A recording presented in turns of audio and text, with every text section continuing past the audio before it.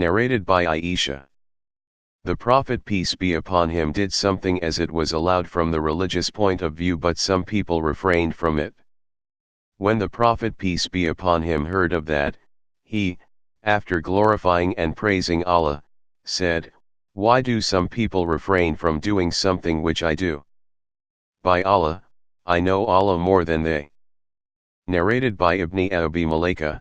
Once the two righteous men, Abu Bakr and Umar, were on the verge of destruction, and that was because when the delegate of Bani Tamim came to the Prophet, one of them, either Abu Bakr or Umar, recommended Al-Aqra bin Habis at-Tamimi al-Hanzali, the brother of Bani Majashi, to be appointed as their chief, while the other recommended somebody else. Abu Bakr said to Umar, "You intended only to oppose me." Umar said, "I did not intend to oppose you."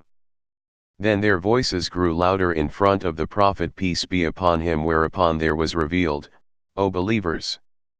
Do not raise your voices above the voice of the Prophet, nor speak loudly to him as you do to one another, or your deeds will become void while you are unaware.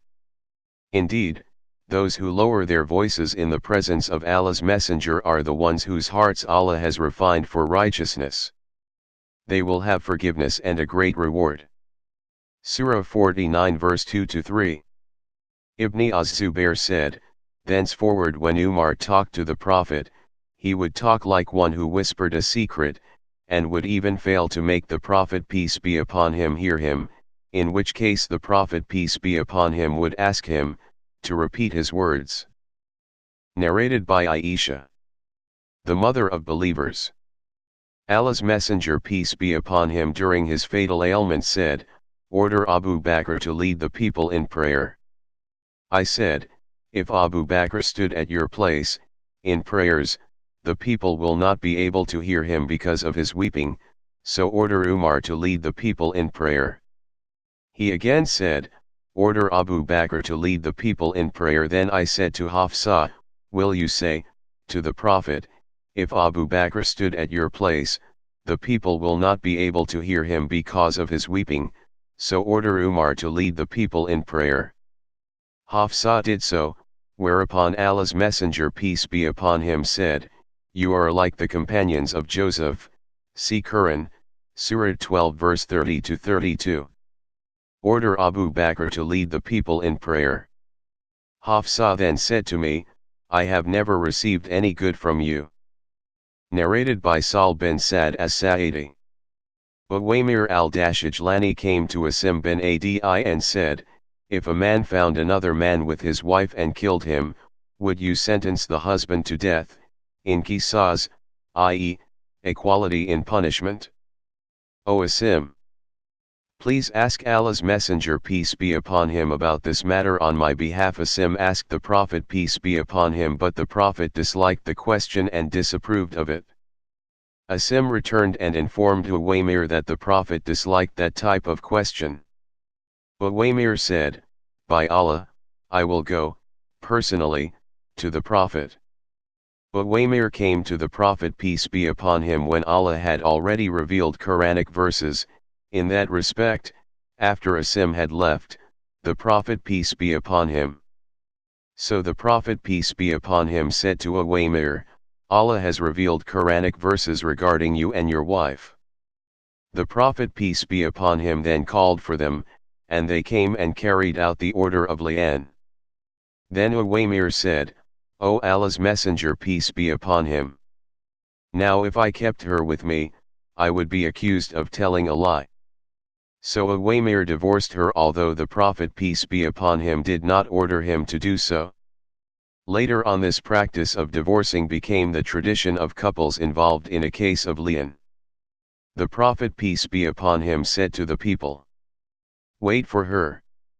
If she delivers a red short, small, child like a wara, a short red animal, then I will be of the opinion that he, Uwaymir, has told a lie. But if she delivered a black big-eyed one with big buttocks, then I will be of the opinion that he has told the truth about her."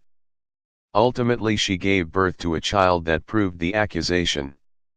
Narrated by Malik bin Aus an-Nasri, I proceeded till I entered upon Umar, and while I was sitting there, his gatekeeper Yarfa came to him and said, Uthman, Abdurrahman, Az-Zubair and Sa'd ask your permission to come in. Umar allowed them. So they entered, greeted, and sat down. After a while the gatekeeper came, and said, Shall I admit Ali and Abbas? Umar allowed them to enter.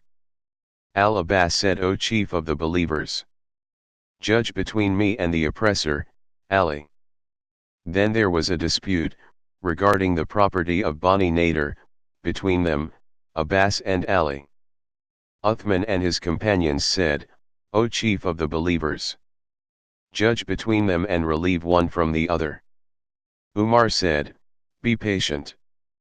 Beseech you by Allah, with whose permission the heaven and the earth exist. Do you know that Allah's Messenger peace be upon him said, Our property is not to be inherited, and whatever we leave is to be given in charity, and by this Allah's Messenger peace be upon him meant himself. On that the group said, He verily said so. Umar then faced Ali and Abbas and said, I beseech you both by Allah, do you both know that Allah's Messenger peace be upon him said so? They both replied, Yes. Umar then said, Now I am talking to you about this matter, in detail. Allah favored Allah's Messenger peace be upon him with some of this wealth which he did not give to anybody else, as Allah said, What Allah bestowed as booty on his apostle for which you made no expedition. Surah 59 verse 6. So that property was totally meant for Allah's Messenger peace be upon him, yet he did not collect it and ignore you, nor did he withhold it with your exclusion, but he gave it to you and distributed it among you till this much of it was left behind, and the Prophet used to spend of this as the yearly expenditures of his family, and then take what remained of it, and spent it as he did with Allah's wealth.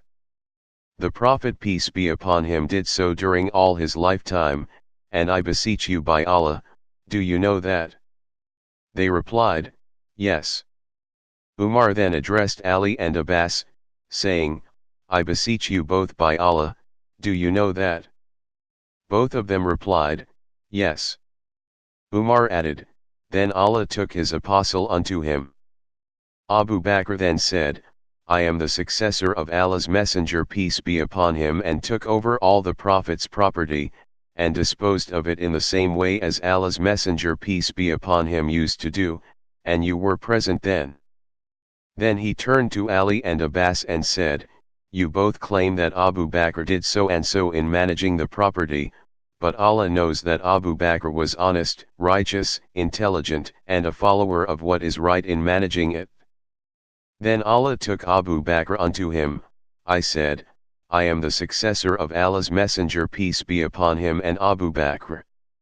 So I took over the property for 2 years, and managed it in the same way as Allah's Messenger peace be upon him, and Abu Bakr used to do. Then you both, Ali and Abbas, came to me and asked for the same thing. O Abbas! You came to me to ask me for your share from nephew's property, and this, Ali, came to me asking for his wife's share from her father's property, and I said to you both, if you wish, I will place it in your custody on condition that you both will manage it in the same way as Allah's Messenger peace be upon him and Abu Bakr did, and as I have been doing since I took charge of managing it, otherwise, do not speak to me any more about it. Then you both said, give it to us on that condition. So I gave it to you on that condition. Now I beseech you by Allah, did I not give it to them on that condition? The group, whom he had been addressing, replied, yes. Umar then addressed Abbas and Ali saying, I beseech you both by Allah, didn't I give you all that property on that condition? They said, yes. Umar then said, are you now seeking a verdict from me other than that? By him with whose permission the heaven and the earth exists, I will not give any verdict other than that till the hour is established, and if you both are unable to manage this property, then you can hand it back to me, and I will be sufficient for it on your behalf.